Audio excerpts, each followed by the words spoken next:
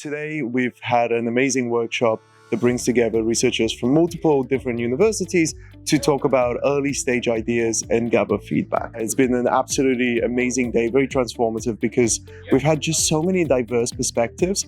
And so we're able to look at problems from many different dimensions and think of questions that we just would not have been able to on our own. The impact, I think, today is kind of twofold. One, I think, is that it gives exposure to researchers like myself, the sets of questions that are at the forefront of business leaders' minds in Portugal, as well as sort of Europe more broadly defined. And it's really helpful because I think as an academic who spent most of their career in the US, the forefront of my mind are questions that big tech companies might have, other organizations that might have that are prominent in the US, but not as much about what's happening, where they're different in terms of Europe and other countries. And so that's been really, really helpful for me.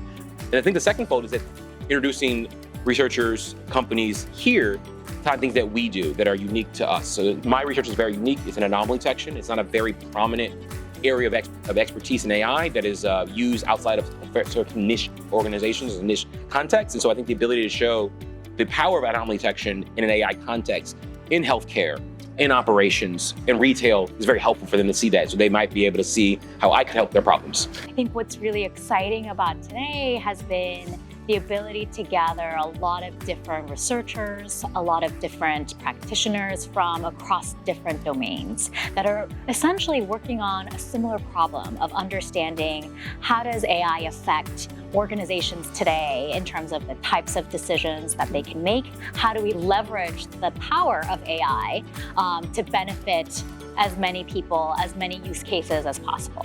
And I think that what's really exciting about bringing together these folks from across different cultural contexts as well as different domain contexts is seeing the similarity in the types of problems that everybody is wrestling with within their own context, and understanding what are the different sides where in one particular context we might have made progress on a particular assumption we might have had, or a new method, or a new lens to see the problem that then you can port over to the context that you're studying yourself.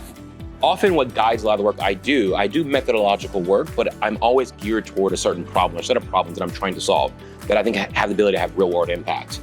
And so again, what defines sort of real world impact is always contextualized, right? So the kinds of things that I thought maybe weren't as valuable and may not be as valuable in some contexts for organizations in the US could be supremely valuable here. And so I think it takes the work that I did before that might be sitting on a shelf somewhere and saying there's a new area where it could be applied and trying to then figure out how to situate it there. And so I think that's, again, part of the conversation I'm having with folks is thinking about the various ways some of the more maybe traditional objectives that I do actually does have value for organizations right now. And I think a lot of the focus in the US, and then across the world, but in the US, is a lot on generative AI. And I think that there's this belief that it's going to be a silver bullet, but my hope is to help show, and I'm learning more and more how that could be applied, that things like anomaly detection and other sort of more traditional AI questions can partner with generative AI in very powerful ways and actually make a big difference. D-Cubed is creating a new way of doing research as management scholars. And I think it's really important that this isn't something that is just done at Harvard, it is something that is done at many other universities. And so D-Cubed is providing a blueprint of how other universities can scale their research, answer bigger questions, and bring in broad coalitions of researchers together to tackle the most important and impactful problems. And here with Nova, this is the first of these types of partnerships. And I think it's really, really exciting. There's so many opportunities, and it's just, I think it's an amazing time for us to come together and really expand the impact of both organizations.